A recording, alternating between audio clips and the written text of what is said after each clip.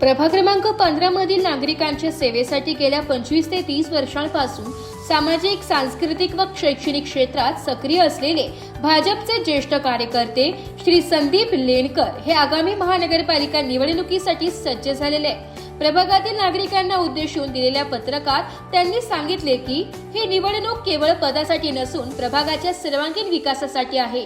नागरिकांना केवळ आश्वासने न देता ठोस कृतीद्वारे विकास साधण्याचा आपला संकल्प असल्याचं त्यांनी नमूद केलंय. स्वच्छता, आरोग्य सुरक्षा, पायाभूत सुविधा, सामाजिक ऐक्य तसेच सांस्कृतिक प्रगती या मुद्द्यांवर भर देत प्रभागाचा समतोल विकास करण्यासाठी आपण कटिबद्ध असल्याचे श्री लेणकर यांनी स्पष्ट केलंय. उद्योगांकडून मिळणाऱ्या CSR निधीचा योग्य व पारदर्शक वापर करून नागरिकांना आवश्यक सुविधा उपलब्ध करून देण्याचा प्रयत्न केला जाईल असेही त्यांनी सांगितले. नागरिकांच्या सूचना, सल्ला व मार्गदर्शनाला प्राधान्य देऊन सर्वांना सोबत घेऊन विकासाची वाटचाल करण्याचा आपला निर्धार असल्याचं त्यांनी नमूद केलंय. निवडणुकीनंतरही नागरिकांशी सतत संपर्क ठेवून जबाबदारीने काम करण्याचे आश्वासन त्यांनी दिले. प्रभाग क्रमांक 15 मधील नागरिकांनी विकासाच्या दृष्टीने साथ द्यावी असे आवाहनही त्यांनी केले. नमस्कार, नाशिक लोकशाही न्यूजमध्ये सर्व प्रेक्षकांचे स्वागत. तर आपण आलेलो आहोत प्रभाग क्रमांक 15 येथे. प्रभाग क्रमांक 15 मधून आपल्या सोबत आहेत स्वीकृत माजी नगरसेवक संदीप लेणकर सर. यांनी गेल्या अनेक वर्षापासून त्यांच्या प्रभागाचाच नव्हे तर संपूर्ण नाशिकचा सांस्कृतिक विकास असो, सामाजिक कार्य असो, शैक्षणिक कार्य असो किंवा आर्थिक मदत असो, असे अनेक कार्य त्यांनी पार पाडलेले आहेत आणि इथून पुढे देखील ते असेच कार्य पार पाडणार आहेत. तर आपल्यासोबत संदीप सर आहेत. आपण त्यांच्याकडनंच अधिक माहिती जाणून घेऊया. नमस्ते. सर्वप्रथम मी नाशिक लोकशाही न्यूजचं स्वागत करतो, कौतुक करतो का ते शहरामध्ये जाऊन ठिकठिकाणी फिरून कोण उमेदवार आहे, त्यांनी केलेले कामं आणि ते पुढं काय करणार याचा आढावा घेऊन ते नाशिककरांपर्यंत पोहोचण्याचं काम करत आहे, जेणेकरून नागरिकांना योग्य प्रतिनिधी निवडण्यास मदत होईल. त्यामुळे आपल्या न्यूज चॅनलचं मी सर्वप्रथम स्वागत करतो, आभार व्यक्त करतो आणि अभिनंदन करतो. राहिला विषय, तुम्ही जे काही मला गोष्टी विचारल्या, जे प्रश्न विचारले, स्वतः संदीप लेणकर, कवी, लेखक, व्याख्याता, भाजपचा शहर उपाध्यक्ष पण आहे आणि स्वीकृत नगरसेवक राहून गेलो आहे. आता जसं मॅडमने विचारलं केलेले कामं पुढं काय करणार, हा आढावा त्यांनी घेतला. काम मॅडम एक असेल तर सांगण्यासारखं आहे. कामाचा डोंगर उभा केलेला माणूस आहे मी. 2017 ते 2012 ते 2017 स्वीकृत नगरसेवक होतो. हे जर तुम्ही बघितलं, हे पेपरचे कागद नाही, माझे नाही, याच्यात जर तुम्ही बघितलं तर तुमच्या लक्षात येईल संदीप लेणकर हा सभागृहामध्ये कायम बोलणारे व्यक्तिमत्व, अभ्यास करून शहराचे प्रश्न मांडणारे व्यक्तिमत्व, जेणेकरून महापौर आयुक्तांना रुलिंग देता येईल आणि शहराच्या कामामध्ये भर पडेल असं काम केलेलं व्यक्तिमत्व म्हणून संदीप लेणकर हा कायम पुढं आलेला आहे. हे नाशिकची सुज्ञ जनता जाणते. नगरसेवक हा फक्त गुलाल उधळला, नगरसेवक झाला, मिरवणूक काढली, गाड्यामध्ये फिरला, नेता झाला, त्याला नगरसेवक मी म्हणत नाही. ज्याला नेता व्हायचं त्यांनी नेता व्हायचं, मोठं पद घ्यायचं आणि फिरायचं. तुम्हाला जर नगरसेवक व्हायचं तर नगरसेवकच्या शब्दात सेवक तर तुम्ही सेवा केली पाहिजे. पण आज मला खंत वाटते का सगळे लोक नगरसेवक होतात, त्यांना वाटतं मी नेता झालो आणि ते लोकांना गृहीत धरतात. तसं नाही. तुम्ही सेवक झाले म्हणजे तुम्ही जनतेची सेवा केली पाहिजे, जनतेच्या अडीअडचणी सोडवल्या पाहिजे, तर नगरसेवक व्हा. हे माझं स्पष्ट मत आहे. आणि राजकारणात चांगल्या लोकांची गरज आहे. मी पाहिलं, लहानपणापासून मी राजकारण केलं नाही, सामाजिक कामं खूप केले, सांस्कृतिक कामं केले. राजकारण मला तेव्हाही जमलं नाही, आजही जमणार नाही, पुढे जमणार नाही. सामाजिक कामं, लोकांना असलेले कामं हे करण्यात मी, माझं कुटुंब, माझा भाऊ, माझं मंडळ, माझे सर्व सहकारी कायम अग्रेसर राहते. मी राजकारणात यायचं कारणच आहे, मी साहित्यिक आहे स्वतः. साहित्यिक असूनही मी राजकारणात का आलो तर राजकारणामध्ये चांगल्या लोकांची गरज आहे, कल्पक लोकांची गरज आहे, वैचारिक लोकांची गरज आहे. तरच आजूबाजूचा समाज, परिसर याच्यामध्ये चांगल्या गोष्टी होऊ शकतात. या एकाच उद्देशाने मी राजकारणात आलो आहे. आणि स्वीकृत नगरसेवक असताना सगळ्या नाशिकला माहिती की कायम अभ्यासपूर्ण भाषणं करायचो, प्रश्न सोडवायचो. TDRचा विषय असो, सिंहस्थ कुंभमेळ्याच्या वेळी जागा भूसंपादनाचा विषय असो, आपलं महानगरपालिकेचं शिक्षण कारभार, लोक शाळेत टाकायचं तर मोठ्या शाळेत टाकतात, महापालिकेच्या शाळेत कोणी कोणाला टाकत नाही. त्याच्यावर पण मी अभ्यासपूर्ण भाषणं करून शाळेचा दर्जा कसा सुधारवला जाईल याच्यामध्ये खूप आटोकाट प्रयत्न केलेले, लक्षवेधी अक्षरशः त्याच्यावर मांडले आहे. बाकी नगरसेवक त्याच्यावर बोलायचे पण नव्हते. विविध घोटाळे असो त्याच्यावर पण माझा हात कायम सभागृहात वरती असायचा. एक सगळ्यात चांगलं काम झालं त्यावेळेला 2012 ते 2017 एक हा विषय मी तुम्हाला आवर्जून सांगणार आहे. तो असा अभ्यास केल्याने पण शासनाने केला होता. मला चांगलं आठवतं 2017 साली केंद्र सरकारने नाशिकला पाणी पाहिजे म्हणून मुकणे डॅमवरनं नाशिकला पाणी आलं पाहिजे म्हणून 550 कोटी रुपये मंजूर केले होते. मला अक्षरशः खंत या गोष्टीची वाटती, ह्या आपल्या राजकीय लोकांनी तेव्हाच्या लोकांनी केलं काय. कारण 2007ला निधी मंजूर झाला, ती नेहरू पुनरुत्थान योजना होती, त्याच्यावर प्रचंड अभ्यास केलेला माणूस आहे. नंतर ती योजना पण बंद झाली, तो निधी पण परत गेला.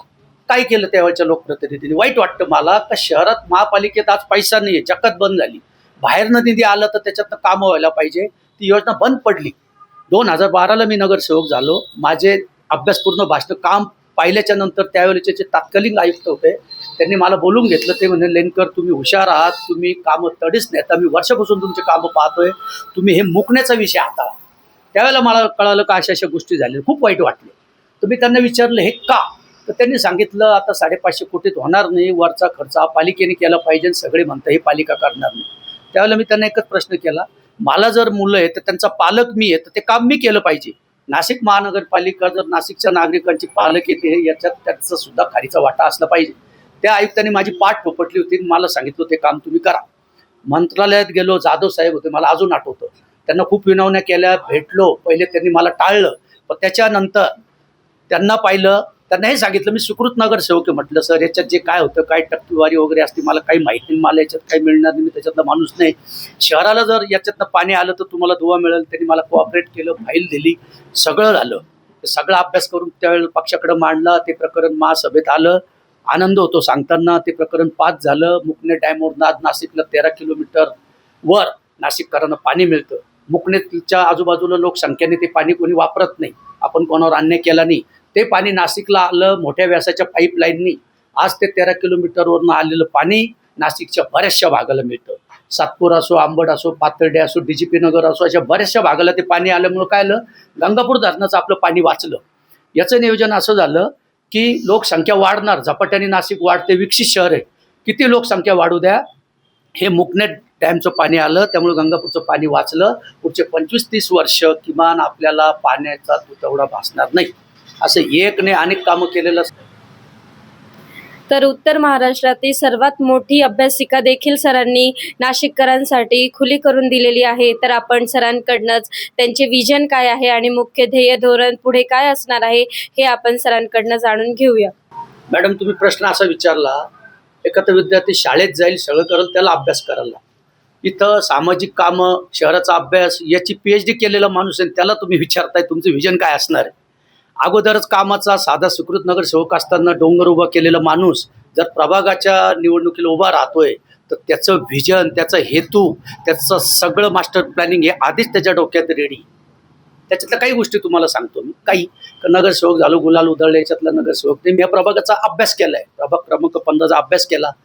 मागच्या निवडणुकीला जे जे नगरसेवक होते निवडून आले, काही नगरसेवकांनी कामं केले, काहींनी नाही केले. हा सगळा सर्वे केल्यावर माझ्या लक्षात आलं जनता कुठंतरी नाराज आहे, लोक कुठंतरी नाराज आहे, कुठंतरी म्हणण्यापेक्षा प्रचंड नाराज आहे, रोष आहे. काही नगरसेवकांनी केलेले कामं लोकांमध्ये गेलेले, काही गेले नाही. मग त्यामुळं लोकांना एक समर्थ पर्याय म्हणून मी ही निवडणूक लढवायचा निर्णय घेतला आहे. फिरतोय घरोघरी, माझ्या काही योजना ते सांगतोय, लोकांचा प्रतिसाद मला अतिशय चांगला मिळतोय. गेले 12 दिवस झाले मी प्रभागात, मी माझी टीम फिरती. याच्यातले इथं कामं करण्यासारखे बरेच काही आहे. मी जेव्हा फिरलो उघड्या डोळ्यांनी बघितलं इतकं काम करण्यासारखं इथं का इथं जो नगरसेवक निवडून येईल ना त्याला प्रचंड कामं करता येणार. त्याच्यातल्या काही गोष्टी मी सांगतो तुम्हाला. सगळ्यात महत्त्वाची गोष्ट, हा मध्यवर्ती भाग आला, मुंबई नाका आला, द्वारका आला, तिगराणी आलं. महत्त्वाचा विषय हा सगळा हायवे आला, मूळ शहर तिकडं, बाकीचं इकडं. सगळ्यात मोठी इथं समस्या आज जी भेडसावती ट्रॅफिकची समस्या. आज मुंबई नाक्यावरनं जर कुठं गावात जायचं म्हटलं माणूस 10 वेळा विचार करतो आणि येताना पण विचार करतो. द्वारकाला ती परिस्थिती आहे, तिगराणीच्या इथं नाही तो तीच परिस्थिती. सगळ्यात पहिले मी नगरसेवक झाल्यावर काम हातात घेणारे हे का जेणेकरून लोकांना लवकरात लवकर कसं जाता येईल, येता येईल. माझा याच्यावर मास्टर प्लॅन पण तयार आहे. हे केंद्र शासनाचं काम आहे, त्यांना काय माहिती द्यायची, टेक्निकली काय पुरवायचं, त्यांच्याकडनं कसं करून घ्यायचं, याचं पूर्ण नियोजन माझ्याकडे तयार आहे. मोठे मोठे कामं, किरकोळ कामं पण आहे. अहो तुम्हाला सांगतो, लोक म्हणता गल्ली बोळामध्ये आज तुम्हाला सांगतो कुत्र्यांचा सुळसुळाट झाला. तुम्ही म्हणाले तुम्ही टीव्हीवर का बोलता, ही पण समस्या आहे.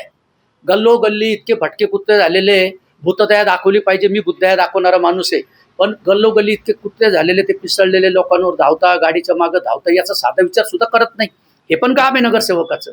याच्यावर सुद्धा ठोस उपाययोजना माझ्याकडे. तिसरा अजून एक प्रश्न आहे, अतिक्रमण फार मोठ्या प्रमाणात झालेले. रस्ते मोठे पाहिजे, रस्ते मोठे, आजूबाजूला अतिक्रमण झाले, तिथं त्यांच्याशी सामोपचाराने बोलून काही लोक पोट भरतात, त्यांचे पोट भरलं पाहिजे. गरीब जनतेला पण आपल्याला सांभाळायचे, पण लोकांना अडचण पण व्हायला नाही पाहिजे. याच्यावर सुद्धा माझ्याकडं बऱ्याच ठोस उपाययोजना, याचे प्लॅनिंग माझ्याकडे तयार आहे. बरंच काही, लाईट पाहिजे, रस्ते पाहिजे, गटारी पाहिजे, ड्रेनेज पाहिजे. सगळीकडे बघितलं, पाहिलं. काही काही ठिकाणी मला लोकांनी तक्रारी केल्या, पावसाचं पाणी आलं, रस्ता वाहतो, घरात पाणी येतं. मी त्यांना बोललो, प्रॉब्लेम आपला आहे. आपण ज्या पावसाळी गटारी योजना आहे त्याच्यामध्ये ड्रेनेजचं पाणी नाही सोडलं पाहिजे. पावसाळी गटारी योजनेत तेच जाईल, ड्रेनेजसाठी वेगळी लाईन आहे.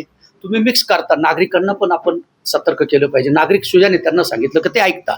त्याच्यावर पण दुसरं सोल्युशन माझ्याकडे असं आहे का, आता भाग सगळा झाला जुना, छोट्या व्यासाच्या पाईपलाईन आहे, त्या मोठ्या व्यासाच्या व्हायला पाहिजे. ते पण नगरसेवक झाल्याच्या नंतर त्याचं सुद्धा माझं मास्टर प्लॅनिंग. अशा बारीक सारीक गोष्टीपासून तर मोठ्या गोष्टीपर्यंत सूक्ष्म नियोजन केलेलं माणूस संदीप लेनकर आहे. निश्चितच लोक समाधानी राहतील अशा पद्धतीचं काम उभं करेल. स्वीकृत नगरसेवक असताना देखील संदीप लेनकर या सरांनी अतिशय कामे केलेली आहे. तर त्यांचा मोठा फायदा तर आता येणाऱ्या निवडणुकीमध्ये तर होणारच आहे, कारण सुशिक्षित व संवेदनशील आणि तसेच लेखक असलेले आपल्यासोबत असे नगरसेवक असतील तर प्रभाग क्रमांक 15चा विकास होईल यात काही शंका नाही. तसेच सरांनी नाशिक लोकशाही न्यूजला माहिती दिल्याबद्दल सरांचे धन्यवाद. प्रभाग क्रमांक 15मधून आपल्यासोबत काही ज्येष्ठ नागरिक आहेत आणि काही नागरिक आहेत. आपण त्यांच्याकडनं त्यांच्या समस्या काय आहेत आणि इथून पुढे त्यांना कसा उमेदवार हवा आहे याबद्दल अधिक माहिती जाणून घेऊया. प्रभागातला ज्येष्ठ नागरिक आहे. आमचे सर्व ज्येष्ठ नागरिक संदीप भाऊ लेनकर यांना चांगले ओळखतात. संदीप भाऊ लेनकरांविषयी बोलायचं म्हणजे अन्यायाविरुद्ध लढणारा तरुण तळपदार नेता आहे. कुठलेही केव्हाही हाक मारली की मदतीला धावून येतो, असं आमचं सगळ्यांचं मत झालेलं आहे. तर असाच आम्हाला नगरसेवक हवा आहे की जेणेकरून वार्डाच्या सगळ्या समस्याचं निराकरण करतील ते आणि सगळा प्रभाग सुजलाम सुफलाम होईल अशी आशा करतो आम्ही. आता सांगायला गेलं तर मी एक तरुण आहे. नमस्कार, माझं नाव शुभम दत्तात्रय गायकवाड. मी राहायला भावानगर परिसरात आहे. गेल्या 35 वर्षापासून आम्ही इथे राहतो आहे. माझे वडील नाशिक मर्चंट बँकेत माझी पदाधिकारी काम करून गेले. तर राहायला गेलं तर तरुण पिढीसाठी तर आमच्या भागात आम्हाला ग्राउंड उरलेले उद्यानांमध्ये अक्षरशः आमच्या लहान लहान मुलं खेळायला जातात.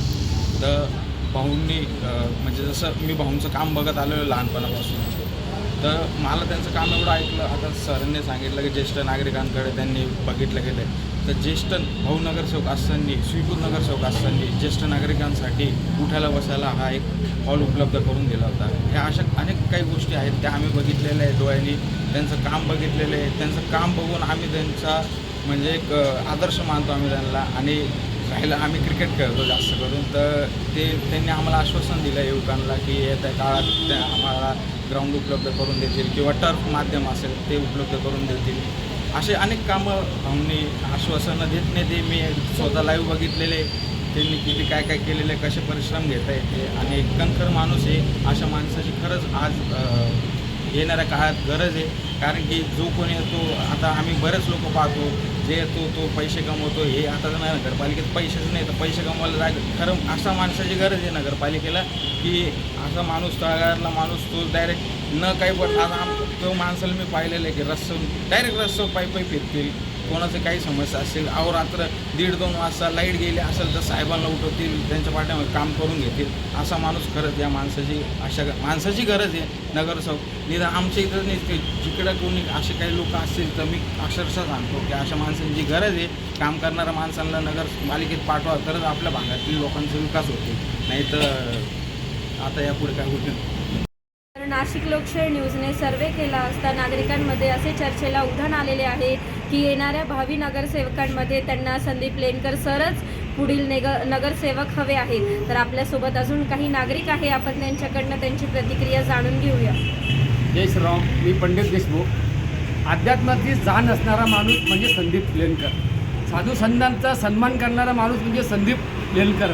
2016-17 साली ज्यावेळेस नाशिक शहरामध्ये मंदिर पाडण्याची मोहीम चालू झाली, एक दडबेद्र आयुक्त आल्यानंतरून हा कार्यक्रम चालू झाला. त्या आला कसा घालावा याचं मार्गदर्शन करणारा माणूस म्हणजे आमचा संदीप लेनकर. कारण ओपन पेजची व्याख्या काय? ओपन पेजमध्ये 12% महानगरपालिका बांधकामाला परवानगी देते, तर त्याच्यात 2% बांधकामाला परवानगी का देत? याचे जे गुणसूत्र जुळणारा माणूस म्हणजे संदीप लेनकर आणि अध्यात्माची जाण असणारा माणूस म्हणजे संदीप लेनकर. त्यांच्या मार्गदर्शनाखालून आम्ही नाशिक शहराची पूर्ण 3 पिढ्या दाखल केल्या. त्या पिढ्या दाखलमधून आज अजून मी मंदिरावरती स्टे आहे. तर असे जर नेतृत्व करणारे जर माणसं जर पुढे येतील, आज पाण्याचा प्रश्न गंभीर आहे. कारण लोकसंख्या किती आहे, त्या लोकसंख्येच्या 2 पट टाक्या बांधलेल्या आहे, पण पाण्याचं व्यवस्थापन चुकीचं आहे. असे जर समजदार आणि दूरदृष्टीवाले नेते आले तर हा जो गणिताचा हिशोब आहे हे पुरेपूर मांडणारे म्हणजे हे संकल्पनेतून यांच्या येणार आहे ते. कारण आमचे त्यांच्यावर खूप विश्वास आहे आणि हेच एक दिशा देऊ शकतात प्रभाग क्रमांक 15ला. नाही तर आले किती गेले किती हा हिशोब नाही आहे. रिपोर्ट